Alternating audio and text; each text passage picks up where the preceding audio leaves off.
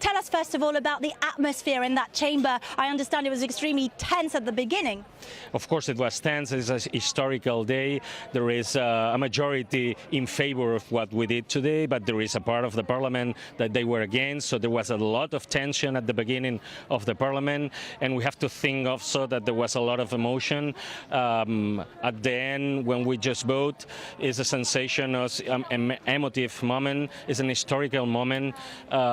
For a lot of people, is what we've been doing, the MPs, is just the answer to all these people that went to vote the 1st of October. All these people that they went to vote and they had violence from the police, the Spanish police, and they resist there. So we had the responsibility today just to get the mandate and just to proclaim the Catalan Republic. So it's a historical day. It is a historical day indeed for you, who are a supporter of the independence of Catalonia, the creation of the Republic of Catalonia. Now, what does that mean for the future of Puigdemont and his administration? Because there are reports that he might get arrested by the Spanish authorities.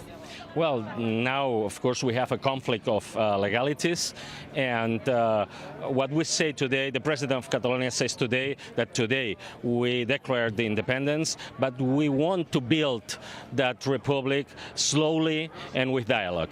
The response by the Spanish government is just violence, political violence, judicial violence, even physical violence.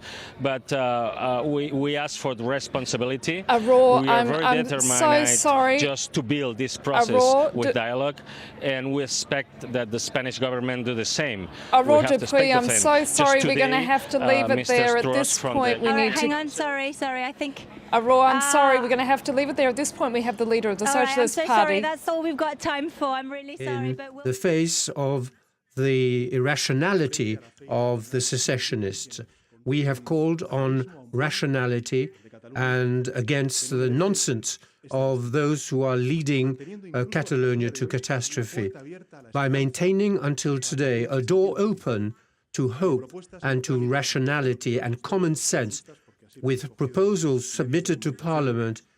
As you know, you journalists, you know that Article 155 will be implemented to allow the legality to be restored, given that the national government has decided to hold elections that will enable the people of the region of Catalonia to express their views.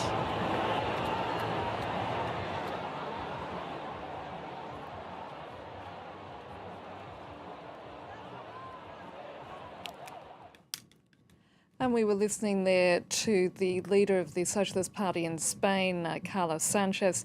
With me here in the studio, he's just pointed out that he's not related to Mr. Sanchez, is Jean-Marc Sanchez, a Franco-Spanish lawyer who's been watching with us today's historic events.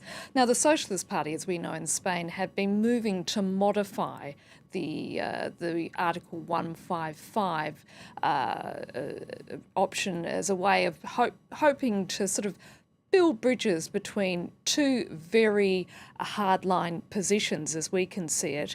I mean, where to now from Madrid? Because looking at those live images, as we see there behind you, clearly people are now on the street. There's a lot of passion involved. There's concern about law and order. What will Madrid, in your opinion, do next? What will be its first and utmost priority? Just one comment about Pedro Sanchez's speech. This morning, before we voted via Spanish Senate and before we voted via Catalan Parliament, he said exactly what you rightly mentioned before. There was an offer made by the Socialist Party to the Catalan government and Parliament to withdraw with application of 155 if and only if they didn't want and they didn't go any further in the line of declaration of independence. Jean-Marc Sanchez, I'm terribly sorry. At this point, we're going to have to go back to Barcelona because we're in danger of losing our guest there, a member of the Catalan Independence movement, Aurore Dupuis. We've just been hearing there from Pedro Sanchez, the head of the Socialist Party. My question to your guest is he concerned about his own personal safety, given that clearly he is a member of the Puigdemont administration, and is he too likely to face arrest? Well, actually, Antoni Castella is not part of the Puigdemont administration. He's an MP at the Parliament. My colleague Annette Young is asking, do you fear of losing your job? No, of course not, because nowadays what I'm doing is just representing the majority of the citizens in Catalonia. So if you're asking me if I can lose only my job because the Spanish government will use the violence for that, we will fight it. We will fight it in peace, because I always thought that democracy and just the rights of the civil rights are always over the violence. And I ask for responsibility to the Spanish government.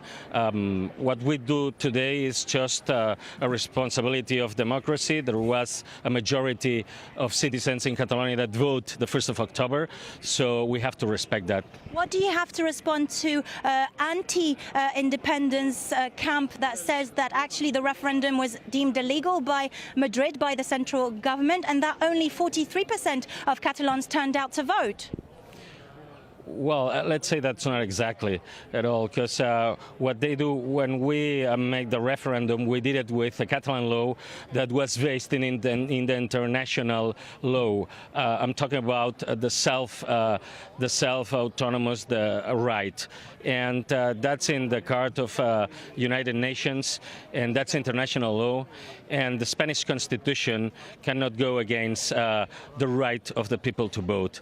So everybody was asked to do it in a referendum. Everybody knows in the international standards that there is no percentage to get it right. We had the example of the Brexit, so the Brexit was even lower than this referendum. So that means that the people that they don't want it go to vote, you cannot count it in the yes or the no. So it's in the standards of the Commission of Venezia.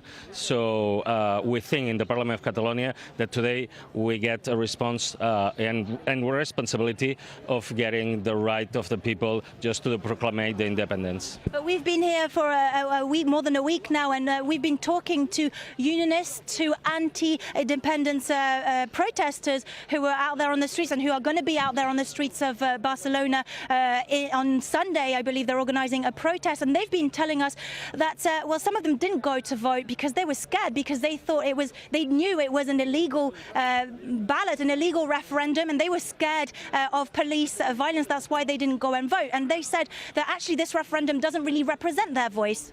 Well, but I don't think that's not true at all, because if you think at all the inhabitants in Catalonia that they are able to vote is almost 5 million. More than 10 million went to vote. Is a great majority. So the unionist is a minority, a respectable minority. But let me tell you something: the police who went against the citizens that they were in favor of the yes. So there is no sense for anyone just to be scared of that. So they had the opportunity. They still have the opportunity just to express democratically.